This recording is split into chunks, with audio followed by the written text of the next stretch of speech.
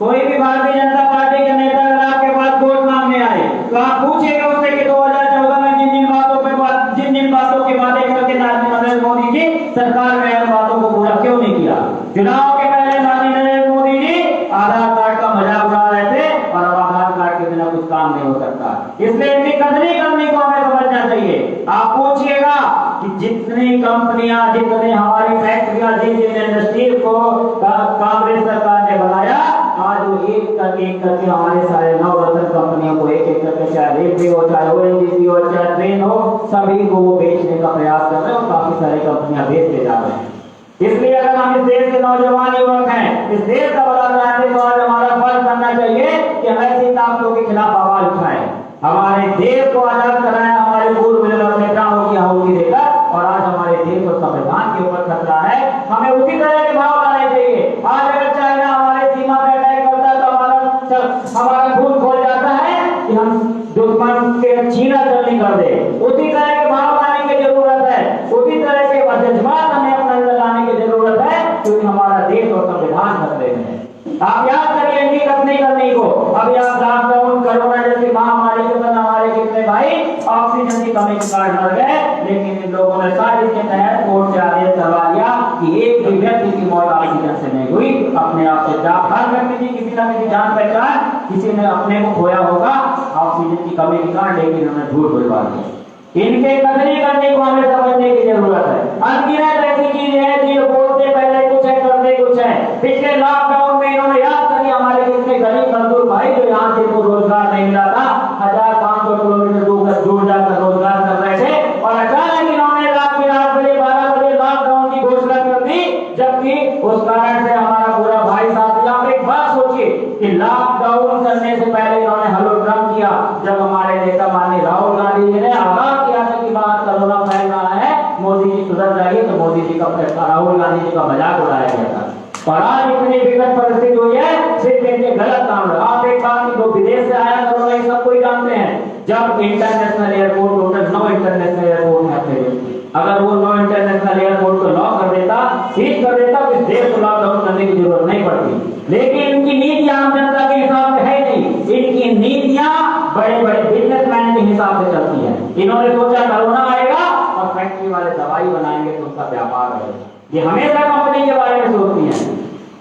याद करिए उस समय जब 500 केस थे उस देश में, तो इन्होंने लॉकडाउन कर दिया, बाहर निकलना बंद कर दिया, और जब 5 लाख केस हो गए तो इन्होंने लॉकडाउन खोल दिया। इसलिए इनकी कतनी करने को हमें समझने की जरूरत है। इस लॉकडाउन में इन्होंने जब कोविशील्ड इंजेक्शन लगवाया, कोविशील्ड इंजेक्शन पहले बोला इंजेक्शन लग गया और फिर बोल दिया अगला डोज, इसकी 28 दिन बात करी। उसके बाद जब इंजेक्शन नहीं इंजेक्शन की व्यवस्था नहीं कर पाए, तो इन्होंने बोला इसका इंजेक्शन लगेगा आपको 35 दिन बाद, फिर 45 दिन बाद, आप जाके 82 दिन बाद। अपने आप में सोचने की बात है, जब कोई वैक्सीन, कोई दवाई लेबोरेटरी से बाहर आती है तो उसका पूरा प्रोटोकॉल हो जाता है, उसको पहले से डिसाइडेड होता है कि इस दवाई का दूसरा डोज हमें कब लगाना है। लेकिन नरेंद्र मोदी जी ने उसके साथ भी खिलवाड़ किया। इनके पास दवाई अगर उपलब्ध नहीं करा पाए, इन्होंने धीरे धीरे करके उसका समय बढ़ाते गए। ये अपने आप में सिद्ध हो रहा है। इसलिए आप सबसे निवेदन कर रहा हूँ कि जहाँ पर भी आपको जिस तरह का प्लेटफॉर्म मिले, वहां पे आप ऐसी ताकतों के खिलाफ आवाज उठाइए।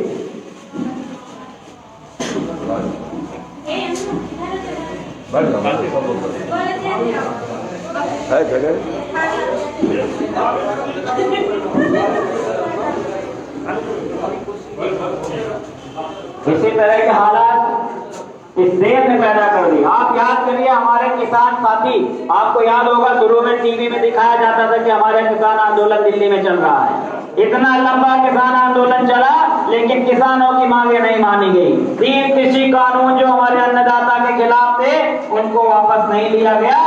धीरे धीरे करके इन्होंने मीडिया से वो चीजें बंद कर दी। आज ये मीडिया को, चैनल को पूरी अच्छी तरह से खरीद चुके हैं। आज आपको कोई भी किसानों की समाचार किनारे की सूचना नहीं मिलती होगी, जबकि वहाँ हमारा अन्नदाता इतने दिन से दिल्ली की सड़कों पर बैठा हुआ है। ये तानाशाही की सरकार है, इन्हें हमारे हमेशा तानाशाही करने की आदत है, इन्हें रिकॉर्ड बनाने की आदत है। आपको याद होगा हमारे गरीब भाइयों का अकाउंट खोला इन्होंने 0 बैलेंस पे, और जब सभी का अकाउंट जीरो बैलेंस खोल दिया तो उसमें मिनिमम बैलेंस के नाम से पेनाल्टी ठोक दी। इनके कथनी करने को समझना होगा, ये पहले घोषणा कुछ करते हैं, बाद में काम कुछ करते हैं। इसलिए आप सबसे निवेदन कर रहा हूं कि आप अपने साथियों को समझाइए, जो ओबीसी के साथी हैं, जो गरीब हैं, जो किसान हैं, उनसे बताइए कि कांग्रेस का पूरा इतिहास भरा हुआ है। कांग्रेस ने ही हर वर्ग के बारे में सोचा है। ओबीसी की बात करें तो ओबीसी का साथी अगर आज भारतीय जनता पार्टी का पक्षधर है आपके कोई साथी, उससे बहस करिए, उससे तुकबंदी करिए, उससे वाद विवाद करिए, उससे पूछिए कि तुम भारतीय जनता पार्टी के पक्षधर क्यों हो। 14% आरक्षण कांग्रेस ने विचारधारा की तरफ लाए।